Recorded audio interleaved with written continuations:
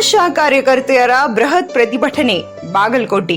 ವಿವಿಧ ಬೇಡಿಕೆಗಳನ್ನು ಈಡೇರಿಸುವಂತೆ ಒತ್ತಾಯಿಸಿ ಕರ್ನಾಟಕ ರಾಜ್ಯ ಸಂಯುಕ್ತ ಆಶಾ ಕಾರ್ಯಕರ್ತರ ಸಂಘದ ವತಿಯಿಂದ ಆಶಾ ಕಾರ್ಯಕರ್ತೆಯರು ಬೃಹತ್ ಪ್ರತಿಭಟನೆ ನಡೆಸಿದರು. ನಗರದ ನವನಗರದಲ್ಲಿರುವ ಜಿಲ್ಲಾಧಿಕಾರಿಗಳ ಕಚೇರಿ ಎದುರು ಪ್ರತಿಭಟನೆ ನಡೆಸಿದ ಕಾರ್ಯಕರ್ತೆಯರು ಜಿಲ್ಲಾಧಿಕಾರಿಗಳ ಮೂಲಕ ರಾಷ್ಟ್ರೀಯ ಆರೋಗ್ಯ ಅಭಿಯಾನದ ನಿರ್ದೇಶಕರಿಗೆ ಮನವಿ ಪತ್ರ ಸಲ್ಲಿಸಿದರು.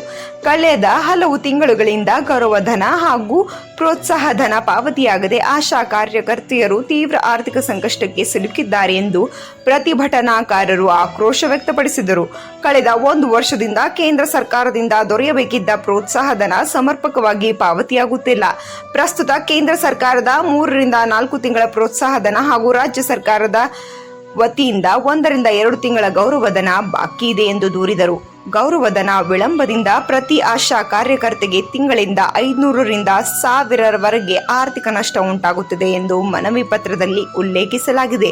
ಬಾಕಿ ಇರುವ ಗೌರವಧನ ಹಾಗೂ ಪ್ರೋತ್ಸಾಹಧನವನ್ನು ತಕ್ಷಣ ಬಿಡುಗಡೆ ಮಾಡಿ ಆಶಾ ಕಾರ್ಯಕರ್ತರ ಸಮಸ್ಯೆಗಳನ್ನು ಪರಿಹರಿಸಬೇಕು ಎಂದು ಆಗ್ರಹಿಸಿದರು.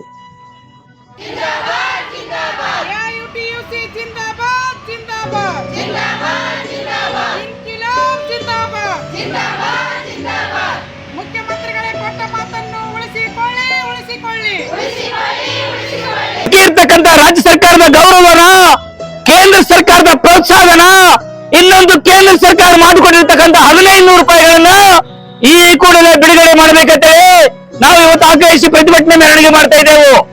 ಮುಂಬರುವ ದಿನಗಳಲ್ಲಿ 1 ತಿಂಗಳ ಒಳಗಡೆ 1.5 ತಿಂಗಳ ಒಳಗಡೆ ಈ ಬೇಡಿಕೆ ಈಡೇರದೇ ಇದ್ದರೆ ನಾವು ಜುಲೈ ತಿಂಗಳಲ್ಲಿ ಹಗಲ ರಾತ್ರಿ ನಮ್ಮ ಗಂಡ ಹೆಂಡರು ಮಕ್ಕಳು ಎಲ್ಲರೂ ಕರ್ಕೊಂಡು ಇಲ್ಲಿ ಉಪವಾಸ ಮಾಡ್ತಾ ಇದ್ದೇವೆ, ಹೋರಾಟ ಮಾಡ್ತಾ ಇದ್ದೇವೆ. ಸರ್ಕಾರ ಎಚ್ಚೆತ್ತುಕೊಂಡು